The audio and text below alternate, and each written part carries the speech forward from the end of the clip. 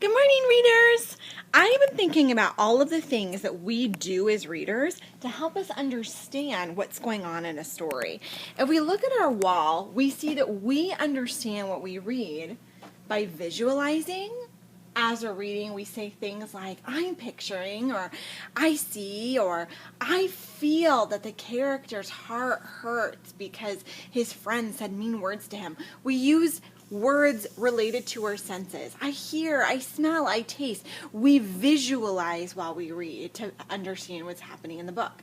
We also make connections while we read. We say things like, oh, that character reminds me of my cousin Johnny because he has a great sense of humor too. Or that's like when I stubbed my toe and it really hurt. So we make connections with the characters and with the events in the plot.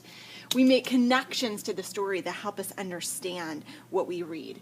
We also ask questions when we read. We ask things like, why is Stuart doing that? Or where did Margalo come from? Or when is Stuart going to get free from the garbage? These are all things that we do when we read to help us better understand what's happening in the story. But in addition to visualizing, making connections, and asking questions, great readers retell to better understand what they read. Let me show you.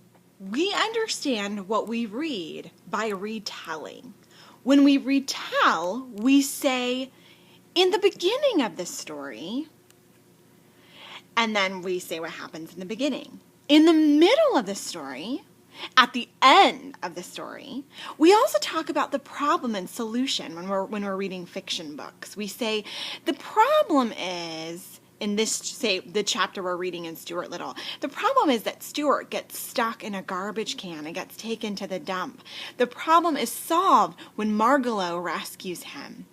When we're retelling, we also talk about the main character. The main character in Stuart Little is Stuart. The book is all about him and his adventures. So readers, when we retell, we're talking about the book that we read. We talk about what happens in the beginning, the middle, and the end. We always retell in order. Otherwise, the people we're talking to will have no idea. It's very confusing when you tell things out of order, right?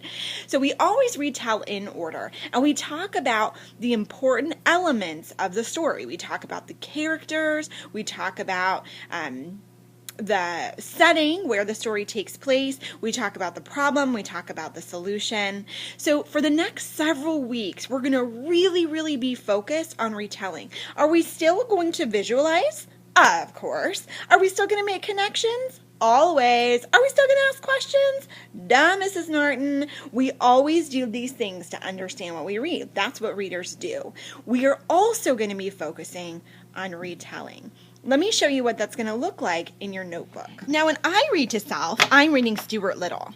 But you are probably reading something else. You're reading one of the books you've gotten from Miss Moore at our school library or in Mrs. Norton's library in the classroom. So whatever book you're reading during Read to Self, when you work on writing, you're going to take your interactive notebook form and you're going to think about that book. And you're going to write about what happened in the beginning, in the middle, and at the end. And if you have time, you finish that, you'll move on to the next prompt. You write about the main character and the problem and solution that he or she comes up with. So I'm going to be thinking about Stuart Little, but because Stuart Little is a chapter book, I'm not going to write about the whole book. I'm going to just choose the chapter that I'm on to write about. Now, if you're reading a shorter book, like say you were reading Too Many Pumpkins, that's a shorter book, it's not a chapter book, then you could write about the whole book. But since I'm reading a chapter book right now, I'm going to just pick a chapter. So as I thought back to the beginning of the chapter, this is what I remembered. In the beginning of this chapter, Stuart goes for a walk. In the middle, he accidentally gets stuck in a garbage truck and almost gets hurt. At the end, Margalo rescues him and Stuart is okay. So I read this a lot of times to make sure that it made sense and that I was remembering accurately. The reason that I was able to remember this is because while I was reading, I was thinking about what was happening in the story. Remember, we are always thinking while we're reading. Now notice that I tried this tricky word. I thought about all the the sounds and I made sure I had vowels in it, but I wasn't 100% sure it was correctly spelled, so I circled it. Do you notice that I start with a capital and I end with a period? And I try to use star letters because we know we use star letters all the time. And when I ran out of space, I just went to the bottom of the line. I tried to solve the problem. And the chimes haven't rung yet, so I still have time to go on to my next prompt, talking about the main character and his problem. So again, I thought about everything that I was thinking about when I was reading the chapter. The main character is Stuart. I know that because the book is called Stuart Little. The whole book is about Stuart, and this chapter is all about Stuart and what happens to him. I circled his because Stuart is a male. His problem is that he gets trapped in a garbage truck and can't get out. He solves it when Margalo flies by and hears him calling for help. Again, notice that I tried to use star letters while I wrote, and I kept rereading my work to make sure that it made sense. Now that I'm done writing, I'm ready to cut it out and put it in my notebook. Make sure that you don't make the mistake of cutting first. Write first and then cut and glue. First, I have to find the next available space in my notebook. I use a little tab to help me. You can do that too with one of the reading tools in our bin. So you can see that my last page I wrote all the way to the bottom, and so now I'm ready for my new page. We know that we always start our entry by writing the date. Today's date is November 16th. I'm going to write using my star letters. November 16th, comma, 2018. All right, whoops, that is not a star number. That is a floating 8. Slow down, Mrs. Norton.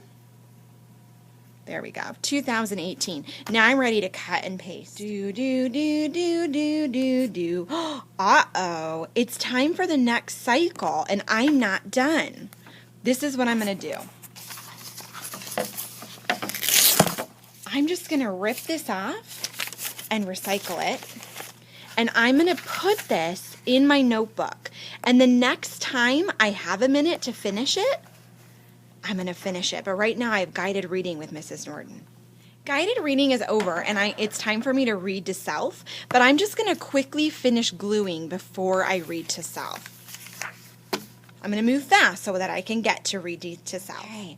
I worked quickly and quietly. I made sure to finish what I was doing. Now I'm going to put away my work on writing, and I'm going to read to self. Here I go.